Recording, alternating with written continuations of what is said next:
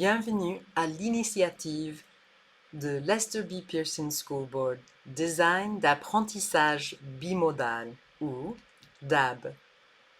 Dans cette première vidéo, on va introduire cette initiative et explorer la question comment se préparer à enseigner avec une approche bimodale.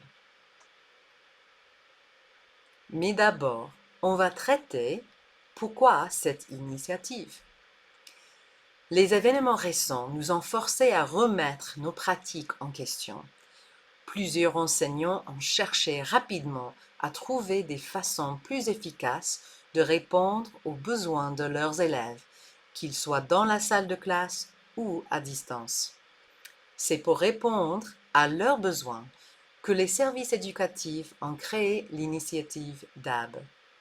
Ensemble, nous nous préparerons pour pouvoir enseigner quelle que soit la situation qui se présente à nous. Avant d'aller plus loin, on aimerait se présenter. Nous sommes vos co-animateurs, co-animatrices de DAB.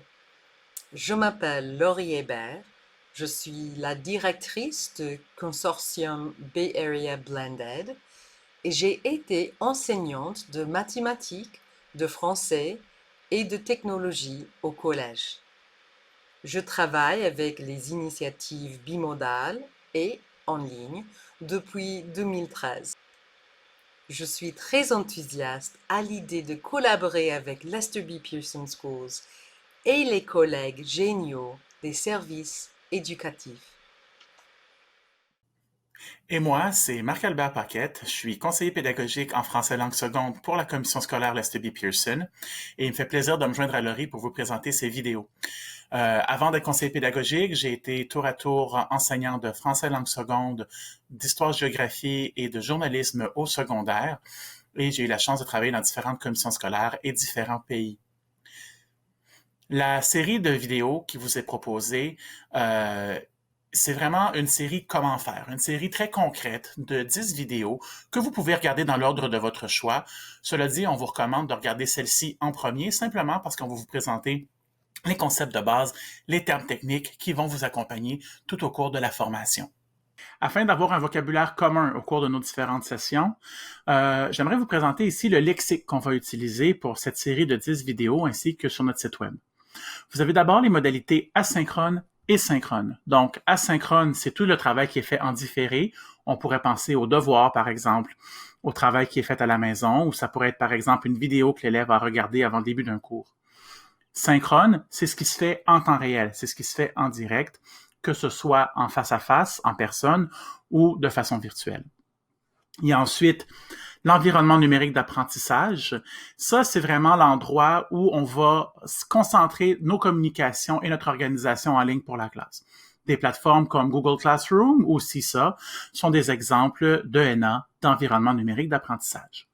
Pour ce qui est des classes en personne versus les classes virtuelles, c'est vraiment comme ça le dit. Classe en personne, on est physiquement devant l'élève, alors que la classe virtuelle, ce sera le plus souvent une plateforme de visioconférence pour qu'on puisse voir nos élèves, mais à distance, cela dit toujours en temps réel.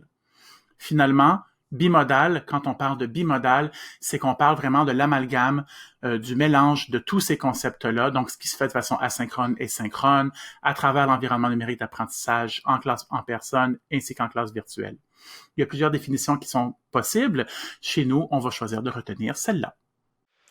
Maintenant que nous avons un vocabulaire commun, regardons 3 bonnes raisons pour renforcer vos muscles DAB.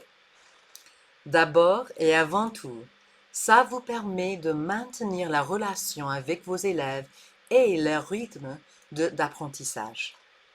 Deuxièmement, vous pouvez dynamiser vos pratiques d'enseignement en développant votre boîte à outils et vos compétences. Troisièmement, c'est tellement riche!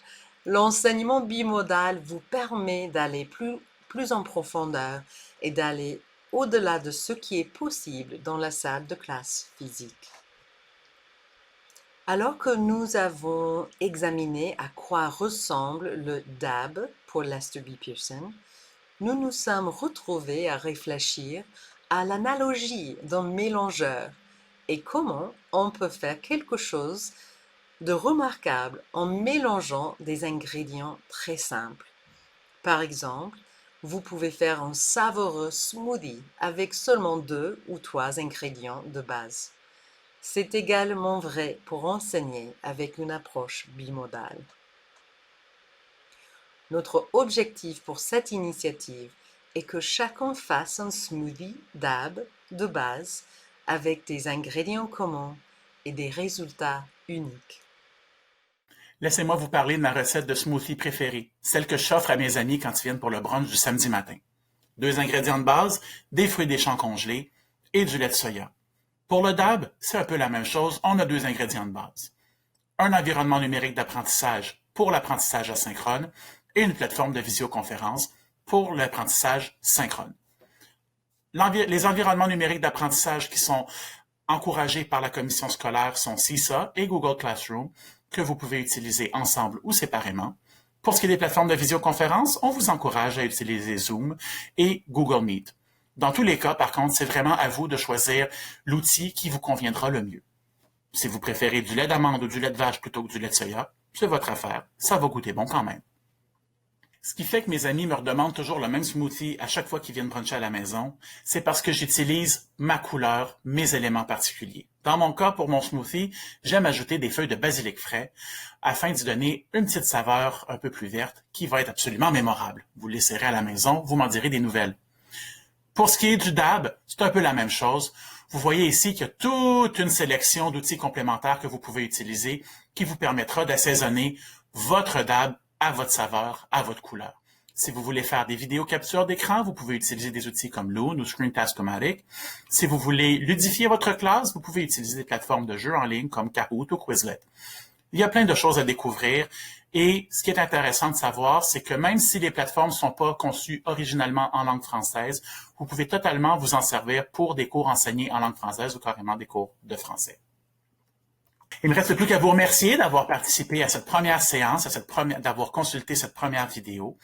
Au nom de Laurie et de moi-même, on vous remercie de votre participation et de votre présence et on vous invite à regarder les 9 vidéos qui s'en viennent dans cette collection-là. On espère que vous pourrez en tirer le meilleur pour votre salle de classe. Bon visionnement.